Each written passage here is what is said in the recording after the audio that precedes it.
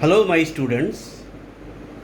This morning I am going to acquaint all of you with one of the very finest authors in British literature, and E.M. Forster. In BA Part 1 syllabus of English Honours in TM Bhagalpur University, students are required to write short notes on authors, and many times this question they are asked to write short notes on William Shakespeare, then John Donne, and then also William E.M. Forster. E.M. Forster, his full name was Edward Morgan Foster. He was a English multi. He was English writer. He had a very multifaceted personality.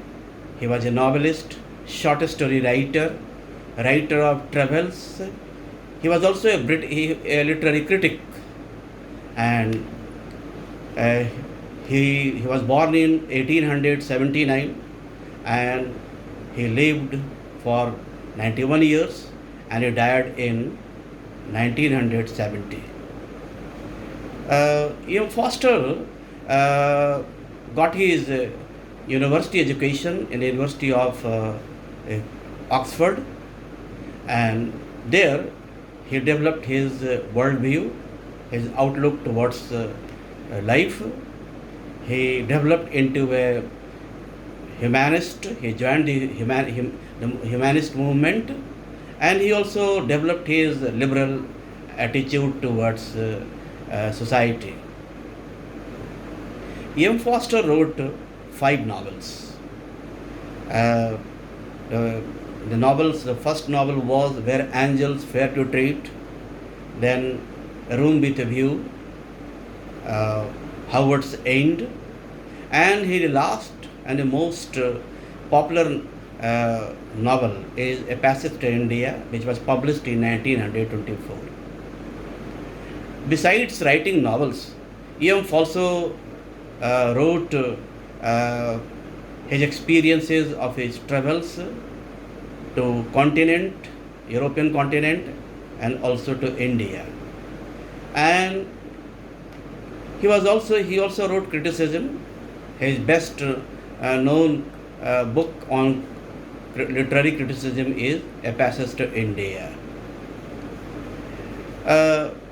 E.M. Forster is primarily known for his interest and love for India. When he was a student at the University of Oxford, then he came into contact with an Indian, Ross Masood, a 17-year-old friend, and through Ross Masood, he came to know about India, Indian people, Indian culture, and that led to his very passionate interest in India. And he developed such a abiding interest in India that he paid 3 visits to this country. His first visit took place in 1912, the second occurred in 1921, and he paid his last visit just on the eve of independence of India, that is in 1945.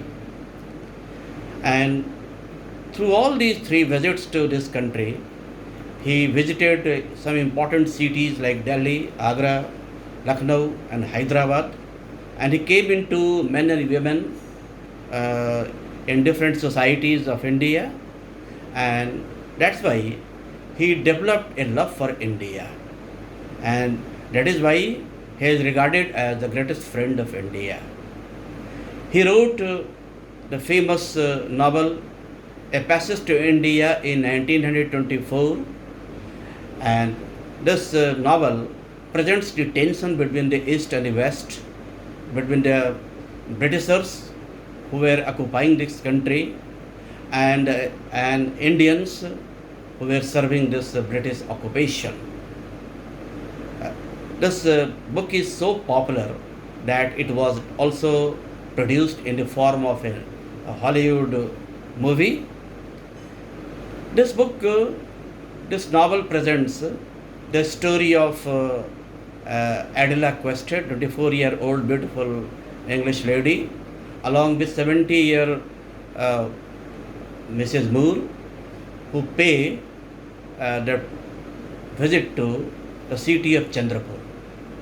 I would like to give you some information by virtue of my research that Chandrapur, the city of Chandrapur, which has been described in this novel, happens to be the modern Patna. And there, the city has got the district magistrate, the collector, and here Mrs. Moore comes into contact with a Muslim doctor, Dr. Aziz, and she expresses her desire to see the real India. And as a result of their very deep friendship, Masood organizes a visit to the nearby Marabar Caves. Marabar Caves happens to be the Barabar Caves, which is on Patna Gaya route. And the visit, Dr. Aziz along with Mrs. Moore and Adela Quested and some other persons visit this place, but this visit ends in fiasco. When they were visiting the caves, then Adela Quested has got this feeling that somebody has assaulted her. She came out of the cave running, and at the gate of the cave, she sees Dr. Aziz. When she goes down and into her own city, during those times the Britishers were living in different localities and Indians used to live in different mohallas. Then she accuses Dr. Aziz of assaulting her. A case was registered, FIR was registered against Dr. Aziz, and he was arrested. The arrest of Dr. Aziz became a matter of very deep tension between the Indians and the Britishers. Later on, we find that Adela Quested just withdraws her accusation, and Dr. Aziz is released. So this novel describes the British colonial days in India. As a student of BA Part 1 Honours, the students are not required to go into details. I am going to deal with the details of this novel in a separate lecture. Then E.M. Forster also wrote his experiences of India in the form of essays. He also wrote essays on various aspects and themes of literature, like culture, the artist. And E.M. Forster also wrote aspects of the novel, which describes the different components of a novel.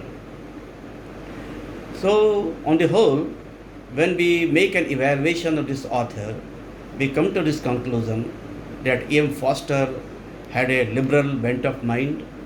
He was a lover of humanity at large, and he never admired the British colonial attitude towards India. That is why during one of his interviews with BBC, when he was asked to choose between his country and his friend, then E.M. Forster said that he was going to choose his friend. So this was a very bold and daring statement, but E.M. Forster was such a writer, he was such a man, and on the whole we can see that he was a great friend of India, and he had an open mind. That is why if we take into consideration his writings, the essays, the literary essays, and his 5 novels, we can say that he was a multi-dimensional genius. Thank you.